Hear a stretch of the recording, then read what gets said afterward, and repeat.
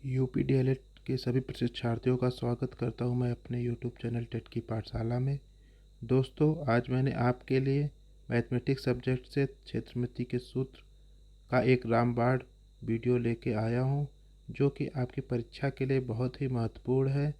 क्षेत्रमिति से जैसा कि आप जानते हैं कि हर सेमेस्टर में प्रश्न पूछा जाता है, इसीलिए मैंने आज आपके लिए क्षेत्रमिति से संबंधित सूत्रों का एक शॉर्ट वीडियो लेके आया हूं। आशा करता हूं कि यह वीडियो आपको सूत्र को याद करने में सहायता प्रदान करेगा। अगर आपको मेरा प्रयास अच्छा लगे तो मेरे चैनल को सब्सक्राइब, वीडियो को अधिक से अधिक शेयर एवं लाइक भी करिए। चलिए दोस्तों, शुरू करते हैं आज का पहला सूत्र। पहला सूत्र क्या है आपका? आयत, मतलब कि जिसकी लंबाई बराबर हो और चौड़ाई बराबर हो। मतलब देखिए यहाँ पे ए और बी, यहाँ देखिए ए बी किसके बराबर है आपका?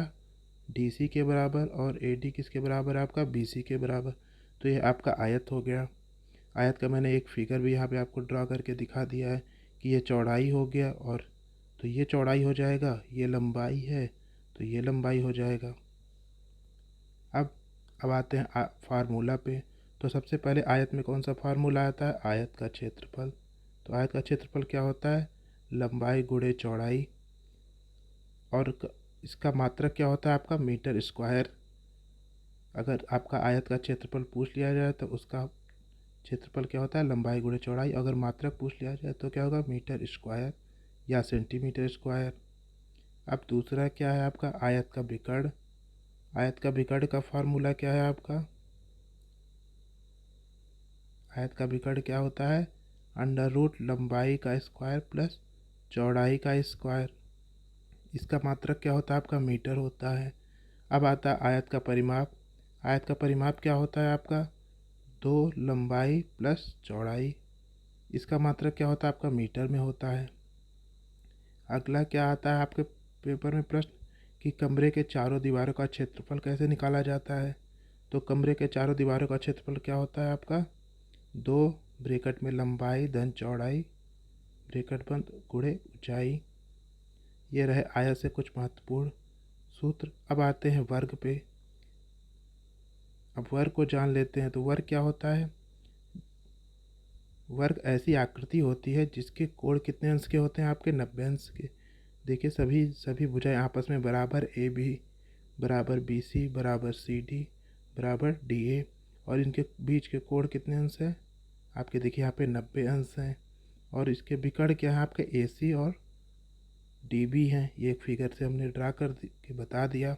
अब इसके सूत्र पे आ जाते हैं। तो वर्ग का क्षेत्रफल क्या होता है? भुजा स्क्वायर। और वर्ग का परिमाप क्या होता है? 4 इंटू भुजा होता है। वर्ग का विकर्ण क्या होता है? भुजा अंडर रूट 2 होता है। ये रहे वर्ग से आपके सूत्र।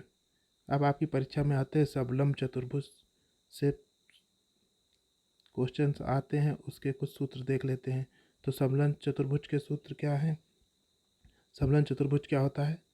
जिसके विकर्ण क्या होते हैं? D1 और D2 होते हैं। विकर्ण आप एक दूसरे को काट करते हैं। यहाँ A D, D C, C B और ए बी हैं भुजाएं। अब सबलम चतुर्भुज का क्षेत्रफल क्या फार्मूला क्या होता है? 1/2 समांतर भुजाओं का योग गुणे ऊंचाई। इसको क्या बोलते हैं? 1/2 समांतर चतुर्भुज का क्षेत्रफल, या 1/2 आधार गुणे संगत ऊंचाई, ये भी होता है। तो इसके दो हो गए, 1/2 समांतर भुजाओं का योग गुणे ऊंचाई, या 1/2 आधार गुणे संगत ऊंचाई। ये आपका सबलम चतुर्भुज से फार्मूला हो गया। अब आते हैं, आपकी परीक्षा पूछा जाता है कि समांतर चतुर्भुज से कुछ क्वेश्चंस आते हैं, उसको देख लेते हैं उसका फार्मूला क्या होता है। तो समांतर चतुर्भुज क्या होता है? ऐसा चतुर्भुज जिसकी लंबाई बराबर और चौड़ाई बराबर हो। तो समांतर चतुर्भुज क्या है? ए बी बराबर डी सी के। ए बी जो है वो डी सी के बराबर है, ये और ये बराबर है। और ए डी बराबर बी सी के, ये चौड़ाई बराबर है। तो समांतर चतुर्भुज का क्षेत्रफल क्या होता है आपका? लंबाई गुणे चौड़ाई। फार्मूला याद कर लीजिए। और समांतर चतुर्भुज का परिमाप का क्या फार्मूला होता है? 2 लंबाई ब्रैकेट में लंबाई प्लस चौड़ाई, ये समांतर चतुर्भुज का फार्मूला हो गया। आशा करता हूँ कि आपको समझ में आया होगा। अब चलते हैं, आपके परीक्षा में पूछा जाता है समचतुर्भुज। तो समचतुर्भुज क्या होता है, एक दूसरे को कट करते हैं। देखिए ये दो ये इसके पैरेलल, ये इसके पैरेलल, ए बी बराबर आपके डी सी के, सी बी बराबर आपके डी ए के पैरेलल हो गया। तो समचतुर्भुज का क्षेत्रफल क्या होता है, 1/2 विकर्णों का गुणनफल।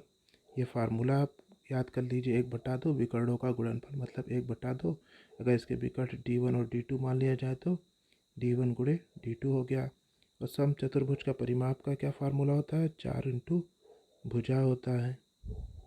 अब आपकी परीक्षा में पूछा जाता है कि समबाहु त्रिभुज का क्षेत्रफल क्या होता है। तो समबाहु त्रिभुज क्या होता है, जिसकी सभी भुजाएं आपस में बराबर होती, मतलब कि ए बी बराबर हो गया और बी सी बराबर हो गया और सी ए बराबर हो गया। यहाँ पे देखिए लिखा गया ए बी बराबर बी सी बराबर सी ए। तो समबाहु त्रिभुज का क्षेत्रफल का फार्मूला क्या होता है, समबाहु त्रिभुज का क्षेत्रफल का फार्मूला होता है √3/4 भुजा स्क्वायर। यहाँ मैंने इंगित कर दिया है क्योंकि यह बहुत बार पेपर में पूछा गया प्रश्न है। समबाहु त्रिभुज का क्षेत्रफल ज्ञात कीजिए। अब आगे आता है समबाहु त्रिभुज का परिमाप क्या होता है। तो समबाहु त्रिभुज का परिमाप होता है त्रिभुज की तीनों भुजाओं का योग, मतलब कि अगर ये ए है, ये ए है और ये ए है, तो इसका परिमाप क्या होगा, a+a+a बराबर 3a। तो यहाँ परिमाप क्या हो गया, 3a हो गया। अब आते हैं समद्विबाहु त्रिभुज के बारे में। तो समद्विबाहु त्रिभुज क्या होता है, जिसकी हमने ये ए बी ए सी बराबर सी बी हो जाए, मतलब कि दो भुजाएं आपस में बराबर हो, जिससे कि यहाँ लिखा समद्विबाहु मतलब दो भुजाएं आपस में बराबर हो। तो इसका क्षेत्रफल का फार्मूला याद कर लीजिए। समद्विबाहु त्रिभुज के क्षेत्रफल का फार्मूला क्या होता है, b/4 √4a² minus B square. ये बहुत इंपॉर्टेंट फार्मूला है। अब आते हैं समद्विबाहु त्रिभुज के परिमाप का।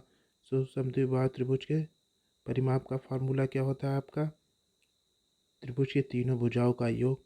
क्योंकि ये ए है और ये ए है तो 2a हो गया, और ये प्लस बी मतलब ये मान लीजिए ये बी है तो ये बी हो गया, तो इसीलिए लिखा है 2a + b हो गया। इस समद्विबाहु त्रिभुज का परिमाप हो गया। अब आते हैं विषमबाहु त्रिभुज, आपके पेपर में पूछा जाता है। तो विषमबाहु त्रिभुज का क्षेत्रफल का क्या फार्मूला होता है,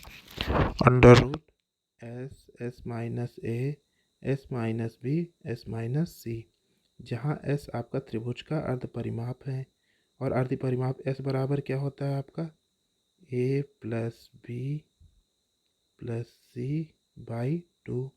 मतलब कि ये आपके सामने की भुजा a हो गई, इसके सामने की भुजा b हो गई और इसके सामने की भुजा c हो गई। तो इन तीनों के बटे 2 करते हैं अर्ध परिमाप में। आशा करते हैं आपको विषमबाहु त्रिभुज के बारे में समझ में आ गया होगा। चलते हैं अगले टॉप। अब आता है आपका घन। आपके पेपर में घन से कोई प्रश्न आते हैं। तो घन का क्या होता है, जिसकी सभी भुजाएं आपस में बराबर होती हैं, एक ऐसी त्रिविमीय आकृति होती है। तो घन का आयतन क्या होता है आपका, भुजा क्यूब, और इसको हमेशा किसका मात्रक क्या होता है, मीटर क्यूब में लिखते हैं। अब आता है घन का विकर्ण का फार्मूला क्या होता है। तो घन का विकर्ण का फार्मूला क्या होता है, भुजा √3, और इसका मात्रक क्या होता है, मीटर में। अब आते हैं घन के संपूर्ण पृष्ठ पे। तो संपूर्ण पृष्ठ का फार्मूला क्या होता है, 6 गुणे भुजा, और इसका वो क्या होता है आपका, मीटर स्क्वायर होता है। अब आते हैं घनाभ पे, जिससे आपसे प्रश्न पूछा जाता है। तो घनाभ में क्या होता है, लंबाई चौड़ाई और ऊंचाई होती है। तो घनाभ का आयतन का क्या होता है, लंबाई गुणे चौड़ाई गुणे ऊंचाई, और इसका मात्रक क्या हो सकता है, मीटर क्यूब, मतलब घन मीटर में लिखते हैं। अब घनाभ का विकर्ण से प्रश्न आ जाते हैं। तो घनाभ का विकर्ण का फार्मूला बहुत इंपॉर्टेंट है, √ लंबाई का स्क्वायर प्लस चौड़ाई का स्क्वायर प्लस ऊंचाई का स्क्वायर। अगला प्रश्न आपसे पूछा जाता है घनाभ का संपूर्ण पृष्ठ ज्ञात करने के लिए। तो उसका फार्मूला क्या होता है, 2 ब्रैकेट में लंबाई गुणे चौड़ाई प्लस चौड़ाई गुणे ऊंचाई प्लस ऊंचाई गुणे लंबाई होता है। अब आगे प्रश्न आते हैं आपके वृत्त से। तो वृत्त से क्या क्या प्रश्न आ सकते हैं। तो वृत्त क्या होता है, एक गोला होता है जिसका केंद्र क्या है, हमने बना दिया केंद्र हो गया, और व्यास क्या है, जो केंद्र से और गोले को दोनों तरफ से छुए, मतलब ये व्यास हो गया। जीवा क्या है? केंद्र के अलावा वृत्त पे खींची गई रेखा को हम लोग जीवा बोलते हैं। परिधि क्या होता है? ये हमारी परिधि होती है। तो हमने आपको वृत्त भी इस फिगर से समझा दिया। अब आपसे वृत्त से किस प्रश्न से प्रश्न पूछे जा सकते हैं, उसके फार्मूला है। तो वृत्त का क्षेत्रफल क्या होता है? पाई आर स्क्वायर। वृत्त की परिधि क्या होती है? 2 पाई आर। और अर्धवृत्त की परिधि कभी कभी पूछ ली जाती है, तो पाई आर प्लस 2 आर होती है। मोस्ट इंपॉर्टेंट याद कर लीजिए, पाई आर प्लस 2 आर होती है। अब आपके पेपर में पूछ लिया जाता है गोला से प्रश्न, तो गोला से क्या होता है? गोले का आयतन क्या होता है आपका? 4/3 pi r cube. Most important. गोले का संपूर्ण पृष्ठ क्या होता है? 4 pi r square. Most important. अर्धगोले का आयतन क्या होता है आपका? 2/3 पाई आर क्यूब। अर्धगोले का संपूर्ण पृष्ठ क्या होता है? 3 पाई आर स्क्वायर। Most important. आप इन चारों को याद कर लीजिए, आपसे पेपर्स में प्रश्न पूछे जाते हैं। अब आपका बेलन से प्रश्न आता है, तो बेलन क्या होता है दोस्तों? बेलन एक ऐसी आकृति होती है जिसमें, मतलब एक बेलनाकार आकृति जिसकी त्रिज्या आपकी आर है और ऊंचाई एच है। तो बेलन का क्या आयतन हो गया आपका? Pi r square h. Most important. बेलन का वक्रपृष्ठ पूछ लिया जाता है, तो उसका फॉर्मूला क्या होता है? 2 पाई आर एच। बेलन का संपूर्ण पृष्ठ भी पूछ लिया जाता है, तो इसका फॉर्मूला क्या होता है? 2 पाई आर एच और एच प्लस आर होता है। मोस्ट इम्पॉर्टेंट, ये भी तीनों आप याद कर लीजिए, इससे आपके प्रश्न पूछे जाते हैं। अब अगला और लास्ट आपसे शंकु से प्रश्न पूछा जाता है। तो शंकु क्या होता है? शंकु देखिए, एक त्रिविमीय आकृति होती है जिसकी जिसकी त्रिज्या आर है, ऊंचाई एच है, और इसमें एक तिर्यक ऊंचाई भी एल होती है। तो शंकु का आयतन क्या होता है? 1/3 पाई आर स्क्वायर एच। शंकु का वक्रपृष्ठ क्या होता है? पाई आर एल। और शंकु का संपूर्ण पृष्ठ क्या होता है? पाई आर एल प्लस आर। और शंकु की त्रिज्या की ऊंचाई बहुत ही मोस्ट इम्पॉर्टेंट, एल बराबर √h² + r²। यह रहे दोस्तों आपके क्षेत्रमिति से मोस्ट इम्पॉर्टेंट सूत्र जो कि आपकी परीक्षाओं में पूछे जाते हैं। मैंने यह वीडियो आपकी परीक्षा को देखकर बनाया है। अगर आप यह वीडियो देख के जाते हैं तो आपके क्षेत्रमिति संबंधित सूत्र, सभी प्रकार के सूत्र इस वीडियो में समाहित हैं और आपको अच्छे से अच्छे अंक परीक्षा में दिलाने के लिए सार्थक सिद्ध होंगे। अगर आपको मेरा प्रयास अच्छा लगे तो मेरे चैनल को सब्सक्राइब, वीडियो को अधिक से अधिक शेयर एवं लाइक भी करिए। मिलते हैं अगले वीडियो के लिए, तब तक के लिए नमस्कार।